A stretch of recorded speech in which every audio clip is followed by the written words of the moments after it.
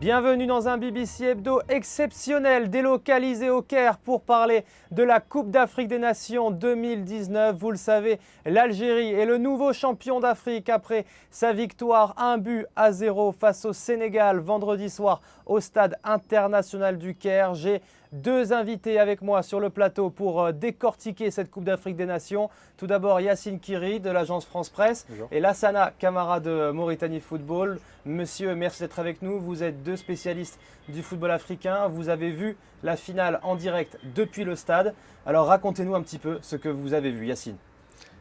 Ce fut vraiment une finale électrique, comme vous l'avez dit, avec une dimension historique.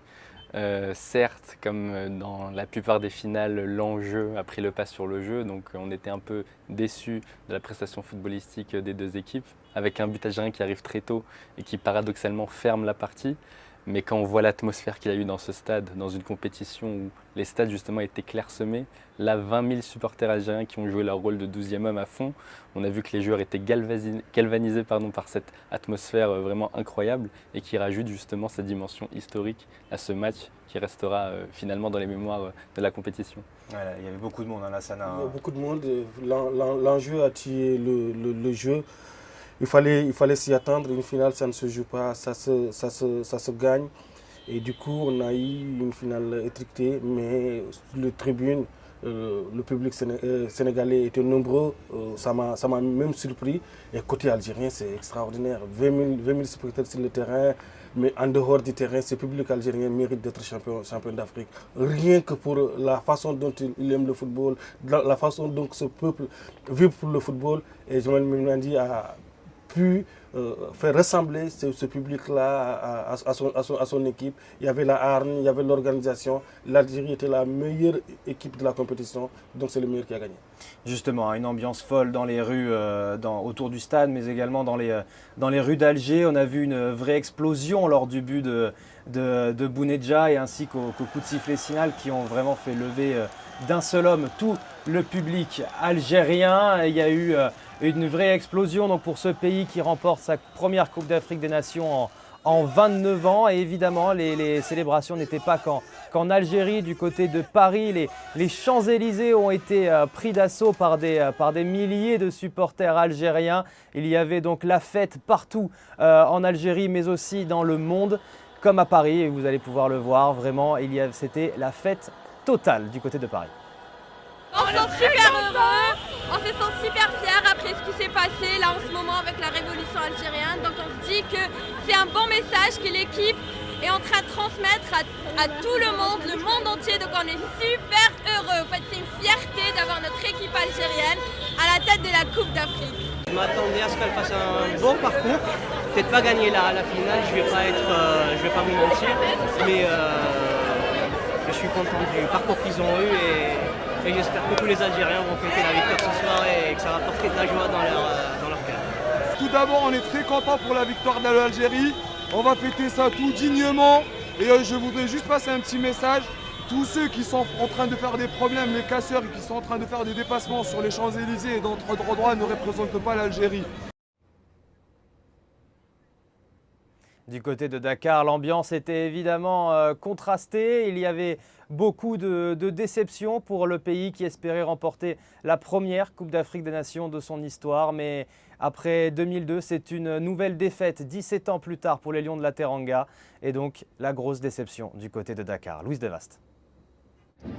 Beaucoup de déception, beaucoup de frustration ici au Sénégal.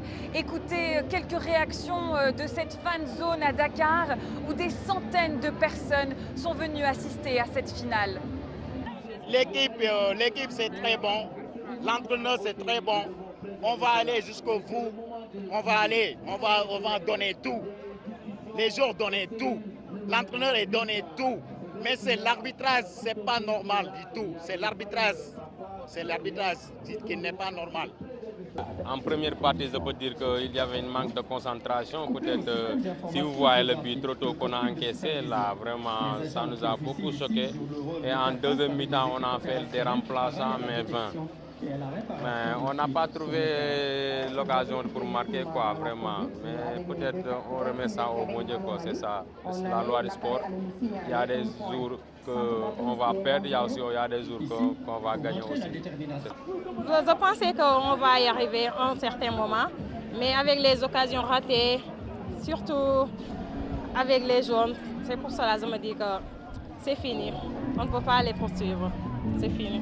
On va perdre. Et on a perdu. Mais la prochaine fois, on va gagner, Inch'Allah. On attend la prochaine CAN, Inch'Allah. Les Lions sont arrivés dans ce tournoi en tant que première équipe au classement FIFA avec des grands joueurs comme Sadio Mané. Et donc forcément, il y avait beaucoup d'espoir. Cela faisait 17 ans que le Sénégal n'avait pas été en finale de la Coupe d'Afrique des Nations. L'équipe est attendue à Dakar dès ce week-end et malgré la défaite, ils auront offert des beaux moments et su montrer leur force durant cette compétition. Louise Dewaast, BBC Afrique, Dakar. Voilà, beaucoup de tristesse et de déception. Les supporters donc, à Dakar avaient leur explication pour cette défaite. Lassana, je me tourne vers vous. Comment pouvons-nous expliquer la défaite du Sénégal vendredi soir? La défaite du Sénégal vendredi soir est inexplicable parce qu'on peut perdre une finale mais en le jouant. En encaissant ce but-là depuis la deuxième minute, ça a changé la physionomie du match.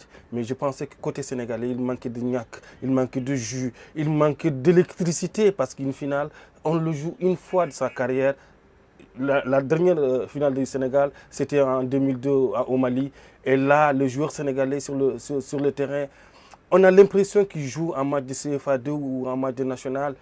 On ne peut pas jouer une finale de Coupe d'Afrique des Nations quand on n'a pas d'attaquant. Mbaye Niang, il a trahi l'entraîneur. Toute sa compétition, il était moyen et la finale, il était 0. Sadio Mané, il a joué une mi-temps. On ne peut pas excuser le joueur sénégalais de manquer de technicité. On tire en coup franc, on est en finale, ça part à 60 mètres du but, ça part à côté. Toute la compétition, j'ai l'impression que le coup de pied arrêté, les Sénégalais ne le travaillent pas. Les pénaltys, ils le ratent. Le coup de pied arrêté, ils le ratent. Donc, il y avait trop d'à peu près dans cette équipe-là que cette équipe-là ne pouvait pas être champion d'Afrique. Mais beau parcours du Sénégal. Ils ont une base, ils ont un socle pour travailler les automatismes, pour travailler pour demain. Mais la déception, elle est grande à Dakar parce que toute l'Afrique de l'Ouest, Mali, Sénégal, Mauritanie, on n'a pas goûté les délices de la joie de gagner la Coupe d'Afrique des Nations. On pensait que le Sénégal va le faire, mais c'est raté. Yacine, est-ce que vous êtes déjà d'accord avec Lassana? Et puis, est-ce que vous avez autre chose? Est-ce que vraiment, moi personnellement, je n'ai pas trouvé le Sénégal très impressionnant tout au long de la compétition. Il y avait des bonnes choses, mais il a manqué un petit peu. C'était pas pareil que l'Algérie qui était vraiment impressionnante.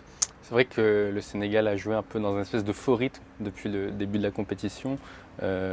Pour moi, on a tout vu en fait dans la confrontation contre l'Algérie justement au premier tour, où c'était vraiment un différentiel d'envie, un différentiel de niaque, un différentiel de solidité.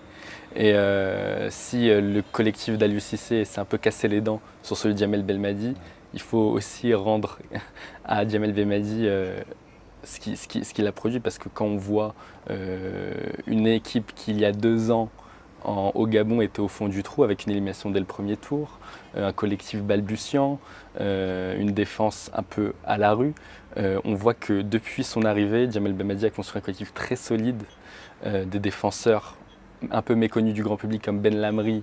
Quand on voit sa prestation d'hier, on voit qu'il y a du talent chez les joueurs locaux en Algérie. Il n'y a pas que les binationaux, même s'ils font partie de la base de l'équipe. Donc moi, j'explique plutôt l'échec sénégalais par le succès algérien et avant tout celui de Djamel Belmadi qui a, au-delà de son potentiel offensif extraordinaire, on peut revenir sur la compétition de Riyad Mahrez plus tard, mais surtout d'avoir construit un collectif très solide qui est la meilleure défense de la compétition avec le Sénégal. On va maintenant sortir un petit peu de la finale, on va parler des plus et des moins de cette compétition parce qu'elle était historique pour plein de raisons. C'est la première en été, la première à 24. Du coup, la première question va être assez simple. Est-ce que cette édition égyptienne vous a plu, Lassana ? Très bien, c'est une édition. La première compétition à 24, ça a permis des équipes comme Madagascar de se découvrir, Bénin qui ont été extraordinaires, Mauritanie qui est première participation à la Coupe d'Afrique des Nations. On a eu autre chose. En faisant cette compétition à 24, ça a même changé la hiérarchie africaine. La hiérarchie africaine, c'était Égypte, Cameroun, Ghana, tout ça, tous ces pays-là. Là, c'est l'Algérie qui vient devant la chaîne. Une finale Algérie-Sénégal, c'est la première fois. Et ce qui a changé encore, on a les entraîneurs locaux. Les pays qui ont misé sur les entraîneurs locaux. Jamel Benadi, c'est un entraîneur local qui devient champion d'Afrique. Ça change beaucoup de choses. Et ce qui change encore, il vient de le dire, quand on parle de buts nationaux, de joueurs qui viennent de l'extérieur, Jamel Benadi a montré qu'en faisant la bonne répartition, en faisant la bonne partition, il a fait un joueur comme Bouneja qui a marqué en finale hier. Il venait de l'Étoile du Sahel, il a joué en Afrique. Beaucoup de joueurs comme ça qu'on découvre. Bouneja, il mérite ça, pendant toute la compétition, il avait la hargne, il avait la niaque, il méritait de marquer, de connaître le grand soir. Ok, j'aimerais juste revenir sur un point, c'est la chaleur qui a été vraiment très pesante en Égypte. Il y a une stat qui est assez impressionnante, 102 buts lors de cette compétition, 99 lors de la compétition précédente, mais il y avait quand même 6 équipes de plus, donc plus de matchs. Est-ce que la chaleur a eu vraiment une grosse importance sur les matchs, Yacine? Quand on voit l'intensité des matchs, indéniablement, c'est un facteur qui a pesé. Une petite anecdote pour l'Algérie lors de sa préparation, c'était au Qatar. Et Jamel Belmadi avait éteint les climatiseurs dans les stades pour justement conditionner ses joueurs à supporter les fortes chaleurs. Est-ce que tout le monde a fait cette préparation? Je le suppose. Mais oui, ce sont des athlètes, sachant qu'il y a une longue saison derrière eux, ils viennent ici déjà émoussés. On rajoute cette chaleur-là. C'est vrai que c'est normal que l'intensité des matchs peut être... Et du coup, est-ce qu'on doit continuer à organiser cette Coupe d'Afrique des Nations en été? Est-ce que c'est vraiment quelque chose de bien? Est-ce que vous avez vu des différences par rapport aux compétitions en janvier? Non, mais on n'a pas beaucoup de différences. La compétition en été, je pense que c'est la meilleure. C'est les vacances pour tout le monde, pour les supporters, pour venir regarder les matchs. On ne peut pas jouer une Coupe d'Afrique des Nations sans supporters. Je pense que la chaleur, mais on est en Afrique. On est en Afrique. Quand on est en Afrique, l'Afrique, ça veut dire la chaleur. Donc il faut qu'on conjugue avec le temps, avec l'époque, avec l'environnement. Moi, je pense que c'est le bon timing. En plus, les joueurs jouent dans des clubs, ils ont des contrats avec le club. Coupe d'Afrique en janvier, il y a toujours des blessures diplomatiques, il y a toujours des problèmes avec le club. Maintenant, on a trouvé une solution pour tout le monde. C'est la première fois, mais les joueurs ils vont commencer à s'y habituer. Rapidement, est-ce que rapidement la victoire de l'Algérie est-elle méritée? Est-ce que vous auriez aimé voir une autre équipe l'emporter? Très rapidement, Yacine. Objectivement, on regarde les stats, meilleure attaque, meilleure défense, joueur peut-être le plus enthousiasmant, révélation avec Ismaël Benasser, un jeune de 21 ans meilleur joueur de la compétition. Exactement. Donc d'un point de vue objectif, on ne peut que s'incliner devant la victoire algérienne, elle est méritée. Hassana? L'Algérie qui méritait cette compétition. Jamel Belmadi, il faut qu'on rend hommage à ce monsieur-là qui a récupéré une équipe de briques et de brocs. Quand il est venu, il a dit que je joue en Afrique, l'Algérie n'est pas en Asie, l'Algérie n'est pas en Europe, on joue la Coupe d'Afrique, il nous faut une équipe africaine, il faut des guerriers sur le terrain. C'est pour cela que quand on voit un joueur comme Belaïli, il jouait à l'Espérance de Tunis, un joueur comme Bouneja, il jouait en Tunisie. Donc c'est la sauce africaine qui manquait à l'Algérie. Il a réussi à avoir ça parce que l'Algérie joue en Afrique. Ok, ben écoutez, merci beaucoup messieurs d'être venus sur ce plateau, merci. D'avoir couvert la Coupe d'Afrique des Nations, cette édition historique en plein de sens, une édition historique donc qui a couronné l'Algérie au terme de 4 semaines de compétition. 52 rencontres se sont écoulées ici au Caire et donc les Fennecs sont les nouveaux champions d'Afrique. Un grand merci d'avoir suivi la Coupe d'Afrique des Nations aux côtés de BBC Afrique sur toutes nos plateformes, sur nos réseaux sociaux et sur notre site internet. Et donc au nom de toute l'équipe, je vous remercie de votre fidélité et je vous dis à très vite sur les antennes de BBC Info et puis dans 2 ans pour l'édition camerounaise. Merci, au revoir.